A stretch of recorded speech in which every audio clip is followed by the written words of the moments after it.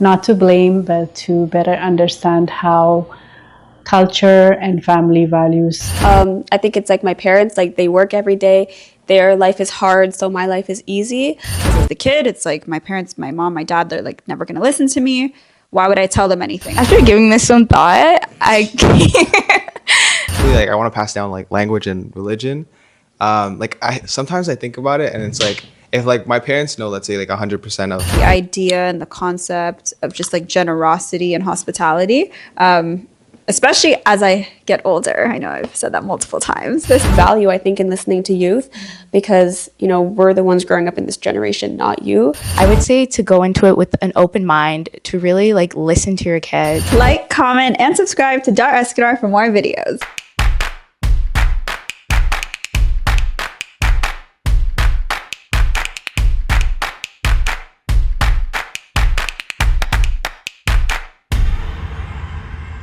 ሰላም እንዴት ናችሁ? ወደ ዳር እስከ ዳር ቤተሰቦች፣ በዛሬው ዝግጅቴ እዚሁ ካናዳ ተወልደው ካደጉ ወጣቶች ጋር ያደረግሁትን ውይይት ይዤላችሁ ቀርቤያለሁ። ኢትዮጵያ ውስጥ በሌላ ባህል ተወልደው ካደጉ ወላጆች ካናዳ ውስጥ ተወልዶ ማደግ ምን ይመስላል፣ ምን አይነት ጫና ወይም ደግሞ ምን አይነት ጥቅም አለው የሚሉትና ሌሎችን ተያያዥ ጉዳዮችን ከነሱ እይታ አንፃር የምንወያይበት ዝግጅት ይሆናል። ወላጆች በተለይ ይሄ ዝግጅት እንዳያመልጣችሁ አሳስባለሁ። በጣም ይጠቅማችኋል ብዬ አስባለሁ። እንደተለመደው ዝግጅቱን ላይክ፣ ሰብስክራይብ እና ሼር በማድረግ እንድትጀምሩ እጋብዛለሁ።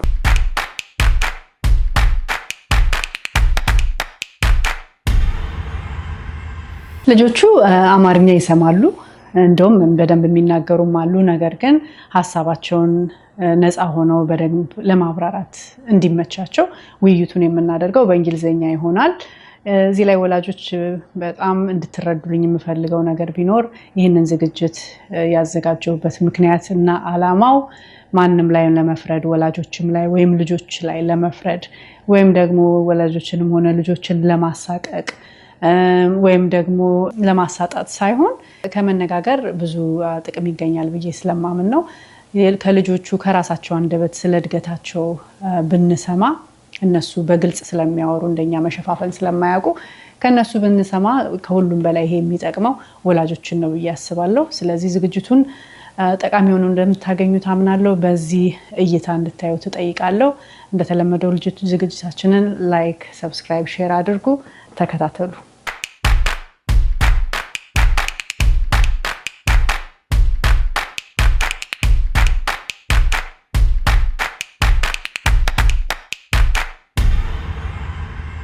Hello everyone, welcome to Dar እስከ ዳር Media. As usual, please start by liking and subscribing the channel. Thank you for joining us. Today we'll be hearing directly from our young adults, not to blame, but to better understand how culture and family values shape their lives in the diaspora. I just want everybody to understand that this conversation is rooted in respect. Hello everyone, welcome. Thank you for taking the time to be here today on my show on Dar እስከ ዳር Media to discuss a very important topic. We're going to start by going around and everybody is going to introduce yourselves and maybe say a little bit about yourselves. Hi, my name is Eden. I'm 24 years old. And I'm a 1L student at the Lincoln Alexander School of Law, so I'm a first-year law student. Hi, my name is Abil. I'm 19 years old. I'm in second year studying chemical engineering at U of T. Hi, my name is Meiti. I'm 19 years old. I'm in second year studying economics at the University of Toronto. Hi, my name is Abigail. I'm 21 years old. I'm in fourth year and I'm studying social sciences also at the University of Toronto.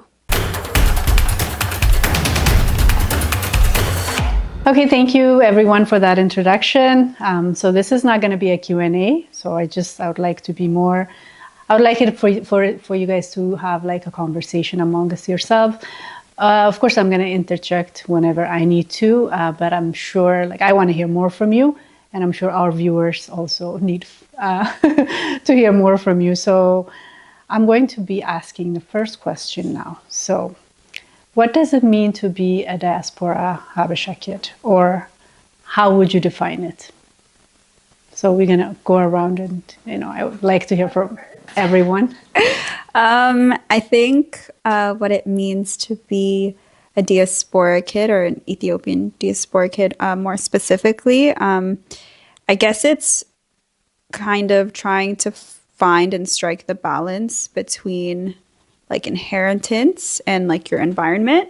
You know, you're raised obviously with Ethiopian values, with the customs, with a kind of like cultural memory, if you will. But you're also socialized in a Western context, and you know, you're growing up around your friends, with the media, all these different agents of socialization. So it's being a diaspora kid, you're trying to kind of find your own identity and your own lane between these two, you know, your background, your ethnic background, and the place that you're growing up in. You know, you're not fully Ethiopian in practice, but you're also not fully Western, like in your spirit. So yeah, it's just kind of like an ongoing process of like translation, of understanding, of trying to pave your own way. And yeah, just trying to explain and understand yourself on both sides. That's it. It is to me. That was really beautifully said. To me, being a diaspora Habesha kid is about like balancing both the Ethiopian side and the Western side, kind of like what she was saying. Understanding how like at home there's going to be specific traditions, and then back in public at school, for example, having to see the Western side as well. So I think really it's about finding the balance between both cultures. In my experience, I found being a diaspora kid is a lot. It's navigating a culture that sometimes feels like geographically distant, but in other senses, it feels very like close to me because I see it in like everything my parents do, my siblings, and like our family, friends around us. So it's just learning to navigate that culture and the traditions and the heritage in a society that can feel like a polar opposite of that. But yeah, I just you know, trying to like, I don't know. Yeah, I kind of lost my train of thought. Yeah. I guess to me, being a diaspora Habesha kid means, so like it's kind of like growing up rooted in Habesha and Ethiopian culture, while also having to learn how to move through like a Western society that wasn't necessarily built with that kind of structure in mind. I think it's about, you know, having to carry those same traditions and values and expectations from home, while simultaneously also having to adapt to Canadian norms. And so I think it's just trying to, again, like find the balance between those two worlds. It's not always cultural, but it can also be social and emotional as well. Okay, thank you everyone. Those were great answers. So I'm just going to ask the follow-up question. So do you ever feel trapped between two cultures? I would say sometimes yes. There's definitely moments where I can feel like I'm never fully Ethiopian and also never fully Canadian. That feeling isn't necessarily always constant, but I feel like growing up, it did show up when expectations would clash. So like, you know, with those things around like independence, identity, and self-expression, I feel like growing up, like the week during like the work week or like the school week, I would be Canadian because that's where I would be at school and just be with my friends, and that was like that part of the society, or yeah, that was part of my world. And then on the weekends would be, I guess, the Habesha culture. So that's where I would go to church and then go to family parties. And so when I would go back to school, I wouldn't necessarily speak on those things with my friends. But then, you know, during the weekends, I'm not necessarily allowed to always talk about the things that would go on during school because I guess it would be considered, I guess, not appropriate. So yeah, I definitely do think that there is a clash there between those two cultures. And yeah. Thank you. I agree with Abby. I think at times it did feel kind of like you were trapped in either culture. In terms of the Western culture, I do think it's great in Canada that we have such like a multicultural like country, and like everyone is like from everywhere. So it wasn't as difficult to feel accepted in the Western sense. But I would say in terms of my like Habesha heritage, sometimes I did feel not necessarily like Habesha enough, I guess, because I mean, like, I was growing up with my parents who were like so fluent in this language. They're so into this culture, this rich, diverse culture. And growing up in the West, I was so far away from that. And at times it did feel I was more trapped in the sense that I was trapped in this Western version of Habesha-ness. So yeah. To me, I think I'm willingly trapped between both cultures. I think our Habesha side has many like beautiful things about it, whether it's like the language, the food, the community. So like I think I take both aspects equally, and I willingly do that. At school, I feel like it would be really easy for me to like completely abandon that side, but considering like how our hospitality wise, like how nice we are to people and stuff, are things that we can carry on to school.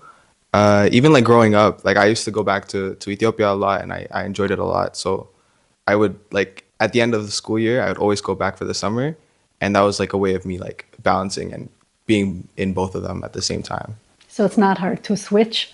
To be honest, to me, like I didn't really find it too hard. I carried it with everywhere I went, so I didn't really have to switch too much. I don't know. I feel like it's such a cliche to say that you're caught between two worlds, but I mean, it's a real thing. I would say maybe more so when I was younger, I felt like this. I think as I've gotten older, I have found my way in a way. I feel like when I was younger, yeah, there's like the tension of trying to honor, you know, the background of my parents, which is also my background, but it's a bit different because I'm not in the same environment that they were, that they grew up in. So I don't know. Do I like when I was younger, I also felt a lot more pressure to like, you know, not that I don't want to make my parents happy now, but like it felt like a bigger deal to me when I was younger, you know, to make them happy, to please them. But at the same time, you know, when you're at school, kind of like what Abby was saying, it's like you're with your friends, you're in this kind of like Canadian context. So you're not, I feel like, thinking about being Ethiopian as much. I don't know. It's like an internal thing, I think, more than anything. I feel like it's self-imposed. I think there is a way to honor both sides. But I think you find your way as you get older, I would say. Like as of right now, I don't feel caught between two worlds, so to speak. More of a feeling. I had more of that feeling when I was younger. But yeah, it's kind of. Thank you. And I think that's what we're trying to understand, right? Like I know you guys, maybe you grew out of it, but just for people to understand what it could be, like, you know, having that experience. So I guess my next question would be, you know, related to that. What do you wish your parents understood about your experience growing up between two cultures? It's a follow-up question. I think this is a really good question. I feel like and obviously I'm not an immigrant parent, this is just my assumption.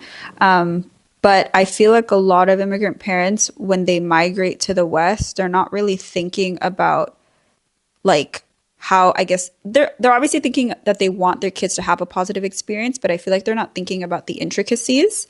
I don't feel like they're thinking about day-to-day life. Like I think in their minds, you know, it's just education. That's the end goal. And as long as my kids are able to attain that, everything else will be fine. Like, or it's just not as important, everything else. And I wish my parents kind of thought about the other side of what life would be like for us. I don't know. I just feel like there are a lot more things to think about when you're raising your kids other than education. And I wish there was more, like, I guess. Can you give us an example? What do you mean? Like, I don't know. Like, I feel like a lot of Habeshas are late bloomers to certain things, right? Like, even like from like a social perspective, a lot of times like they don't want us to engage or socialize in the same way as our peers. And I understand it's for a good reason. Like, obviously you want us to be safe and whatnot. But I feel like if they gave us more exposure in certain avenues socially, we would have been a little bit further along. And those things, like, they impact you, right? You feel a little bit othered, or you feel a little bit like you're not as much, like you don't relate as much to your peers, and that can cause a sense of angst. So I wish my parents thought about that. And like I said, I understand they thought that they were doing the best that they could, and they were doing the best that they could, but I wish they were just a bit more intentional with those things, because it's like we were all teenagers at one point, or like you guys were all teenagers at one point, so you know what it's like to want to fit in and stuff. And I wish they were more open to those things and offered more grace for those things and didn't always kind of think the worst. Yeah, that's something I wish that they did differently. Yeah. I kind of agree with the whole balance between like them wanting for us to succeed in like school wise and how they like push that a lot. But I think there's also, it's important to have like the balance of extracurriculars as well. I know like personally, I like whenever I was like younger and doing like skating and swimming alongside with school, it would bring up some arguments whether I'm like focusing completely on my school or like if my attention should be elsewhere.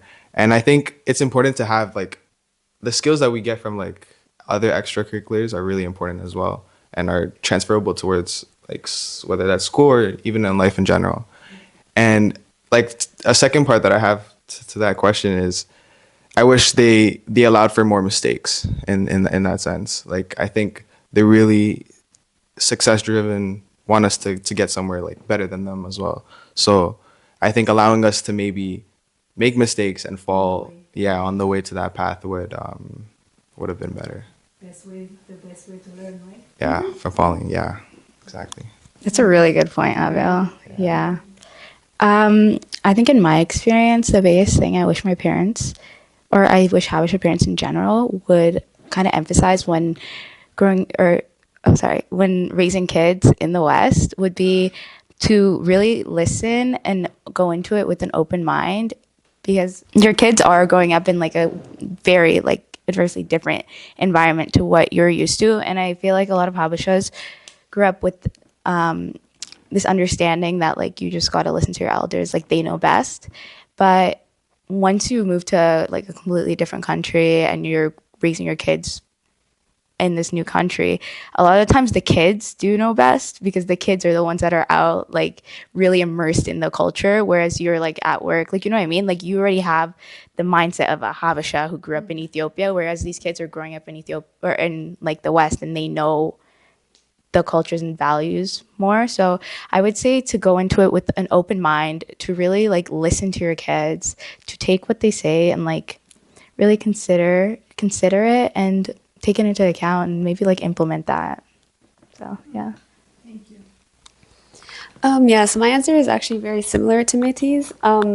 Something that I do really wish my parents understood about my experiences growing up was just sort of just mainly like the virtue of listening. I think that it's like something I was always taught growing up was just don't question authority. If I tried to, you know, give my opinion, it would just be considered like talking back, and it would be considered like disrespect. But it wasn't always necessarily that. Like I was also, again, just a young kid growing up, and like I was the one facing those experiences and they weren't. So I feel like, you know, them coming from a completely different country, not just a different country, but just growing up in a completely different time, there's naturally going to be just some like reverse culture shock. So I feel like, you know, if we're coming face to face and we're having a discussion, I wish sometimes they just, you know, had a bit more of like a listening ear to just like understand what I was saying. And because there is value, I think, in listening to youth, because, you know, we're the ones growing up in this generation, not you. So yeah, that's just something I wish my parents understood about my experience growing up. Yeah, those are like amazing points. I don't know. Somebody mentioned something the last time we were discussing this about listening. I mean, not listening. So Abby, you mentioned that not listening. So, and how that could affect, I think Eden, maybe it was you. Do you want to talk about that? Because, you know, we want our kids to be open to us and to, you know, tell us things. But then again, if we don't listen, I think you said something along that line. Yeah, I feel like one of, and again, like I want to preface, obviously I understand you're just raising your kids in the way that you feel is best. You don't have bad intentions per se, but one of, I feel like, the pitfalls of not listening is that, like, well, obviously your kids are going to build a level of resentment, and then that resentment turns into distrust. So it's like, if your parent is never going to listen to you, like, why would you share anything with them? You're going to start hiding things. And obviously that's not what your parent wants either. So it creates, a bad situation on both ends. Because as the kid, it's like, my parents, my mom, my dad, they're like never going to listen to me. Why would I tell them anything? I'm just going to keep everything to myself, deal with everything on my own. And then on the parent side, it's like, my kid never opens up to me. I don't know what's going on. I want to be more involved, but they don't trust me. They're not telling me anything. So I feel like, it's just important to have an open mind, to have like discussions with your kids. I think it's important, just as much as like listening is important. I think it's also important to communicate openly and like just to understand that your kid, yes, they're a kid. Yes, you have wisdom, but like you can learn from them too. Like they're the ones who are experiencing this country day to day. Obviously you are too, but they're both very unique experiences and they both have value. So like come to the table and talk about things. Don't just ridicule a child because of their age. Obviously you can look out for them. There are things that like your role as a parent, you there are things you know best in, but again, like don't just dismiss someone because they're young. It's like Abby said, there is a lot of value in listening to the youth. And your relationship will be better for it at the end of the day. Like once they're older, they will thank you for always being so open to listening and to understanding their perspective. And I think like it will create less like conflict in the household, but I also think just the relationship will be better. And I think both parties will have their desired outcome. Like obviously, your parent, you want your kids to grow up and be safe and be successful and make good choices. And as a kid, it's like you want a level of freedom. And I think when you're open and when you listen to each other, it creates like a healthy space for that to flourish and happen.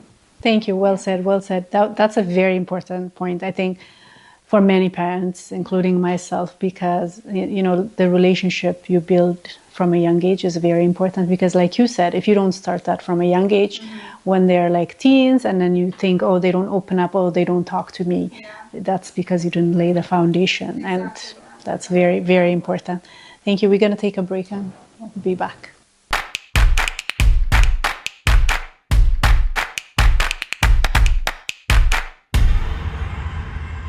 Okay, everyone, we're back. Thank you. So my next question would be, what are you most proud of your Ethiopian identity? I think I'm most proud of our love for our country and culture. I think we have a really rich culture in the sense of we have amazing food, clothing, music, art, a lot of like really interesting literature, sorry. And yeah, I think specifically food for me personally, I love the food a lot, but yeah, our love for our people, showing how hospitality to everyone, in terms of like mahabers or adurs and whatever, those are really beautiful to have. And yeah, that's what I think. I'm most proud about our culture and our heritage. I would say it's the fact that we're the only African country that hasn't been enslaved. And I don't mean that in a kind of like inferior way to other African countries. It's nice to know that I come from a country that, really fought for independence and resisted colonial powers. And that Ethiopia can be looked at as kind of like an example for other African countries, that, they too could be free. So yeah, that's definitely something that, I'm really proud of. And also just like Ethiopia has so much, rich culture and a rich history when it comes to religion, all the things that Abel mentioned, art, like food, our clothing, like there's just Ethiopia is a landmark, like through and through, and in so many different capacities. So I think it's a very cool thing to come from a country that you can share so much with other people with, like Ethiopia could be a whole university course, like history, culture, everything. So yeah, that's what I'm most proud of. The thing I'm most proud of in terms of my Ethiopian identity would probably be like the sense of community that we share with one another. I feel like there's various different communities that I've grown up on, whether that be in church or mahabers or just family, whatever that is. Like I've just seen the way that my parents show up for others, the way that others have shown up for them. My dad was just talking about this yesterday as well. My parents came here in their 30s, but yet they were still able to make a whole group of friends. And so now we have people to celebrate Christmas with every year. We have people to celebrate our accomplishments with.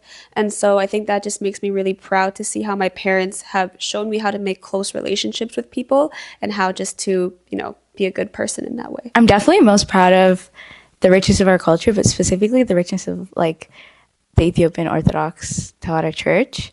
I think despite all of the, like Eden was talking about, like all the colonial powers who like really did try in Ethiopia, despite that, you know, so much rich history, so much of our religion, so much literature, like there's so much that was kept for like thousands of years, and that's definitely what I'm most proud of, like how deeply rooted we are in like the historical like culture. So, you know, if we didn't resist and fight, then we wouldn't have our religion, right? Yeah. You know, that would, you know, how the history goes. Yeah, you know how the history goes in other countries. So we kept our faith because we resisted, right? Yeah. So those are amazing points. Thank you.